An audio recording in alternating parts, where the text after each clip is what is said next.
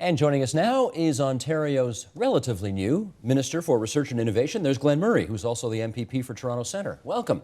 Thanks. We wanted to get you in here because your ministry itself is only about 5 years old, and you are only a couple of months on the job, so it's all relatively new, and we wanted our viewers to get a better sense about what you and your ministry are up to.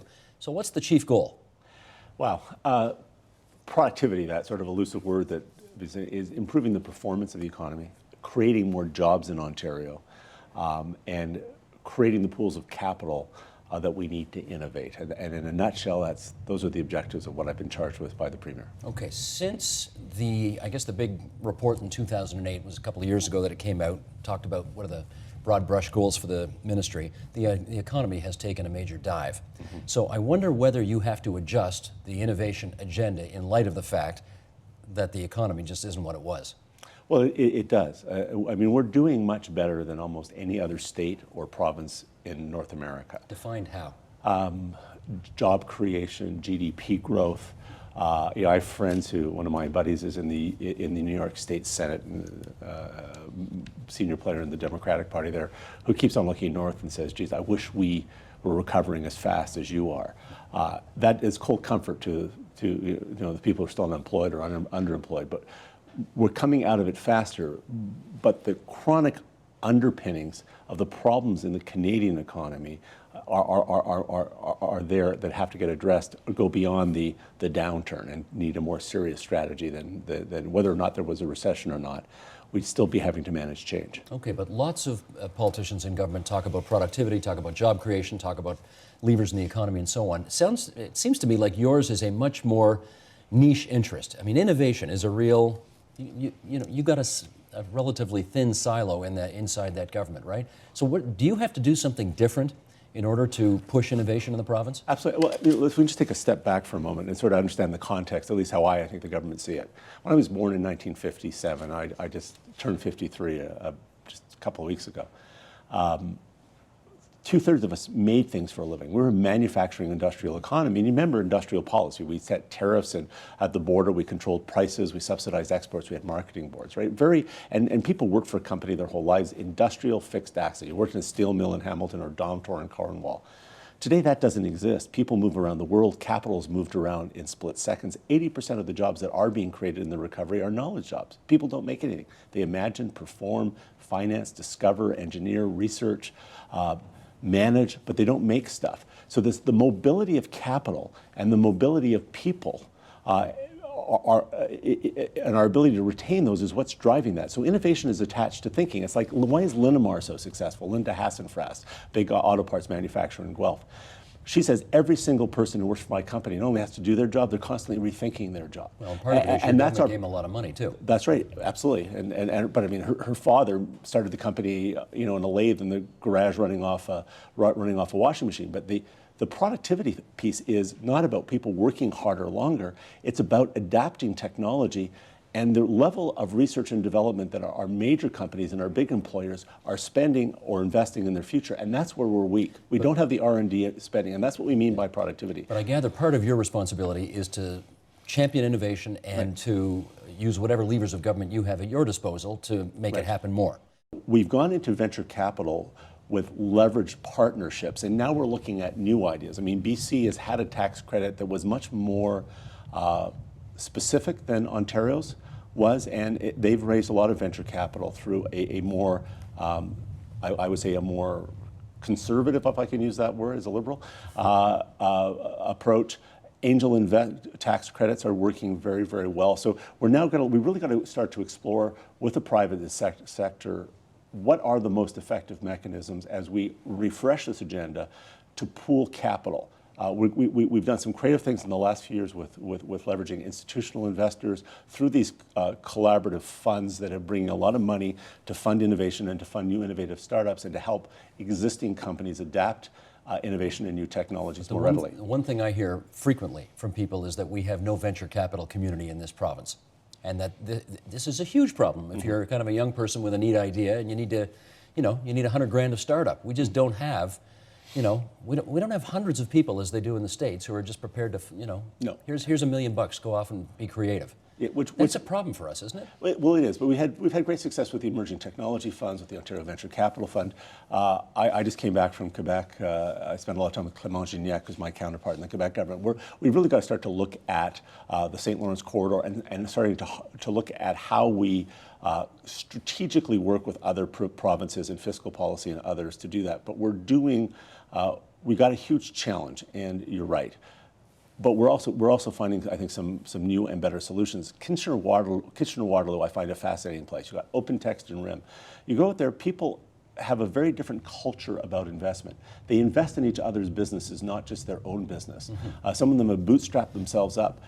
But I almost call it collaborative capitalism. It's sort of the barn-raising tradition of Mennonites. Okay, they've been very successful at that. So that's there's an interesting idea, though, yeah. because, which begs a follow-up, because RIM is one of those companies that I don't think, knocked on the door of the Ontario government and said, please give us some money and we'll innovate.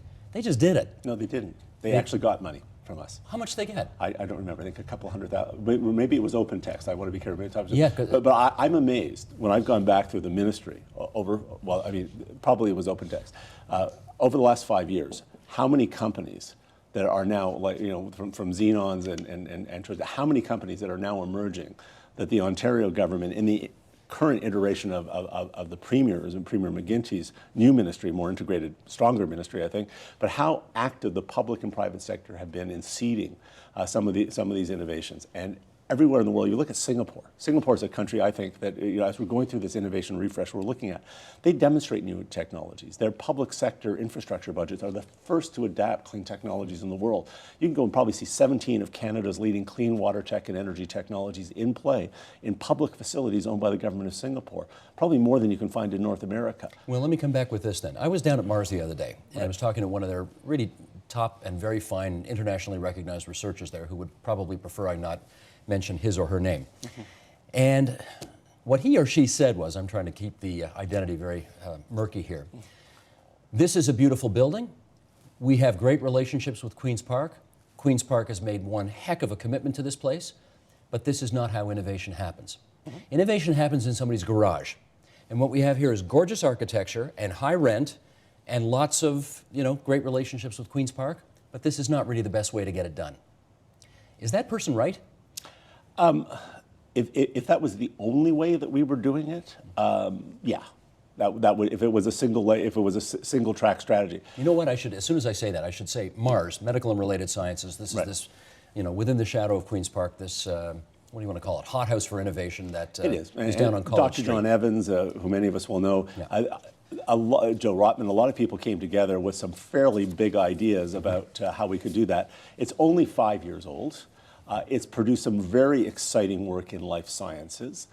It's way too early to, I think, say how successful that is, but we got to keep trying. I see a lot of convergence going on between different types of sciences and a lot of knowledge transfer. We have to understand that we're in this for the long-term game. Like, one of the things that we're looking at right now is quantum cryptography and communications, using your BlackBerry essentially replacing the ATM machine. The ATM machines are likely going to become the pay telephone booths of our generation. That could happen in Canada. I think we're very close to that. It's an early breakthrough that would restore.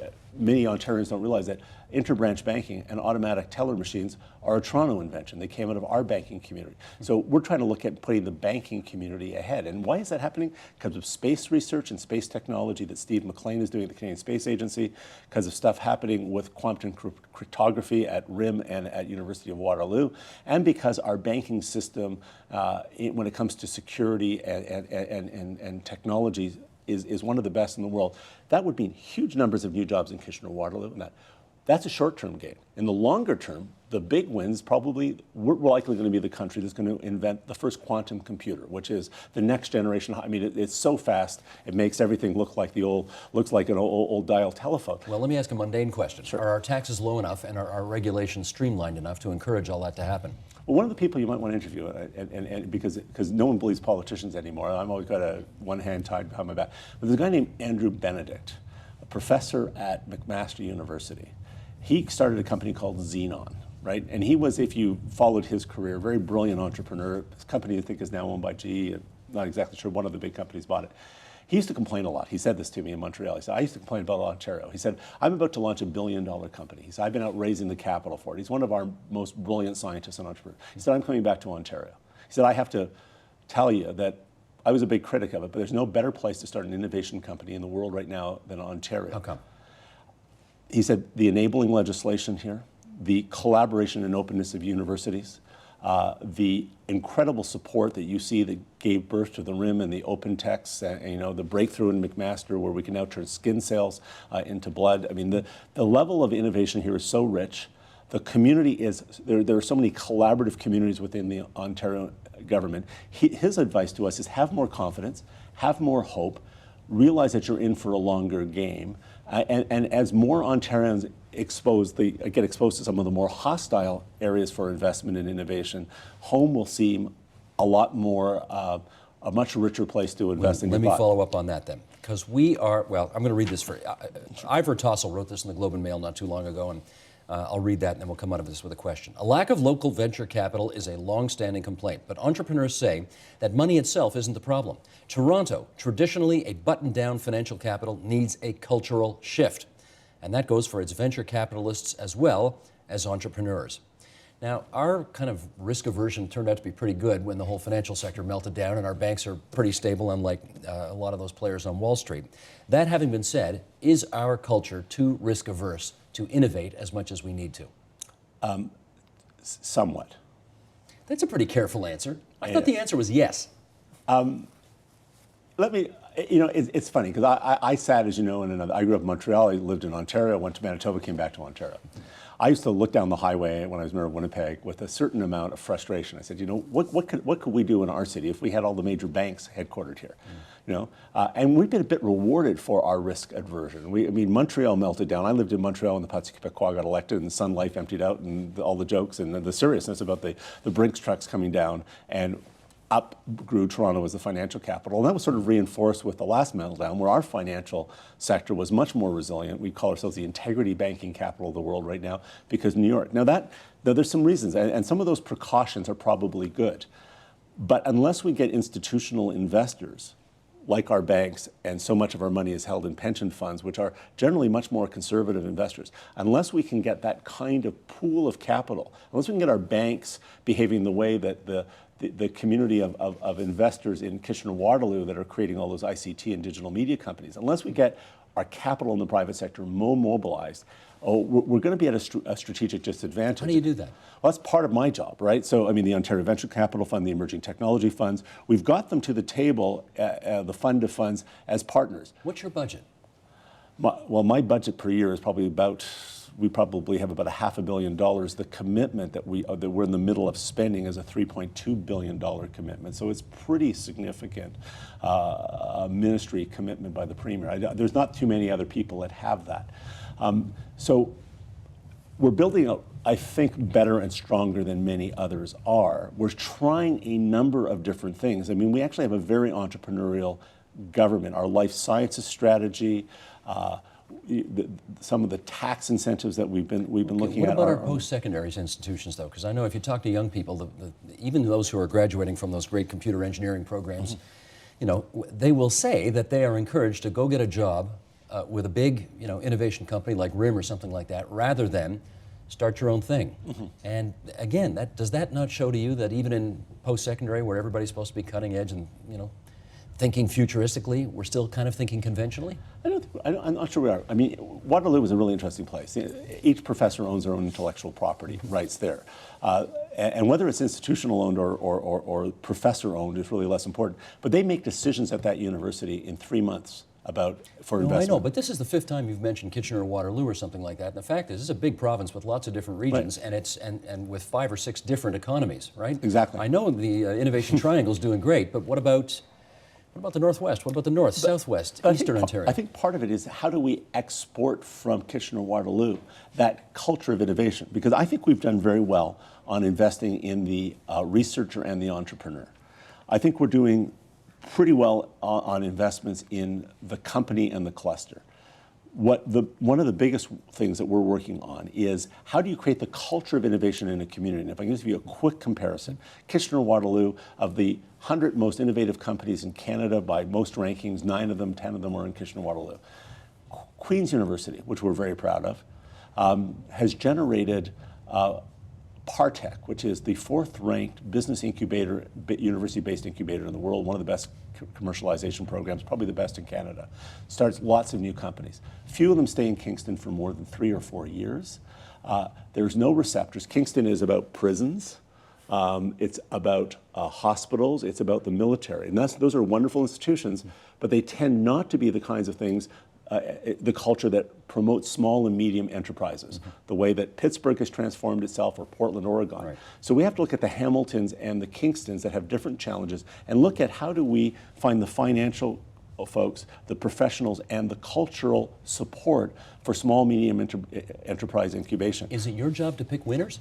No, I think it's our job to try and create fiscal policy and the investments, 120,000 new positions in universities, working with universities to connect universities and researchers better to innovators, which is the ONE network. I don't know if you've been following that. Yeah, sure. We've been launching these regional innovation centers. What does ONE stand for? The Ontario Network of Excellence, which is getting these organizations to connect to where the capital is, where the business mentoring is, where the talent they need is, where the professional services they need is. So what we're trying to do is, in some ways, take some of the success of some of the communities that we've had, like Kitchener-Waterloo, which I think is extraordinary in North America, not just in Ontario. I really think they've got the knowledge culture of entrepreneurship and shared capital and collaborative investment. People don't see that just investing in their business, but in their cluster. That's starting to happen in Hamilton. That's where Tom Jenkins from OpenText comes from. That's where Andrew Benedict came from. McMaster University can be to Hamilton, is becoming to Hamilton what Carnegie Mellon became to Pittsburgh after Pittsburgh lost 243,000 steel jobs in '83 and '84. They make no steel in Pittsburgh anymore. But they make a lot of life sciences. Yeah. And so we think Hamilton's much stronger. I think McMaster, in my view, is a better university than Carnegie Mellon. I think we're producing the knowledge leaders, the Andrew Benedicts and the Tom Jenkins. David Wilkinson, who has just is one of the leaders in advanced composite materials, new materials that are lighter and stronger to make our cars and our airplanes and our buses that we make in Ontario. So that's the kind of innovation transfer that's coming out of McMaster. You won't see that in huge gains in new jobs yet in Hamilton, but 3, 4, 5 years out, you will, and we're on track to that. This is only a 5-year-old ministry. Mars is only 5 years old. The Perimeter Institute, which is now the leading center for quantum physics and theoretical physics in the world, beats Harvard, beats Stanford, beats Oxford, is only 10 years old. So the message for the moment is So the moment is we're doing well in Ontario. We're maybe later in the game because our productivity loss started in the 90s, and under, quite frankly, much worse under previous governments. We're now trying to close that gap. But Ontarians, not their government, their government's been supported, but Ontarians are doing really well in clean tech. These institutions are all new. They're just starting to pay us dividends, but we've had the courage to make some tough decisions that didn't have early returns, but had the longer term returns that are richer and create more jobs because we took a longer view. I have known you long enough and well enough to know that if I don't jump in here, you're going to keep going. And we have to get to other things. Great. So Glen Murray, I'm going to thank you for coming in today. Steve, it's been a pleasure. Thank you so much. Good to see you again. Thank you. Thanks a lot.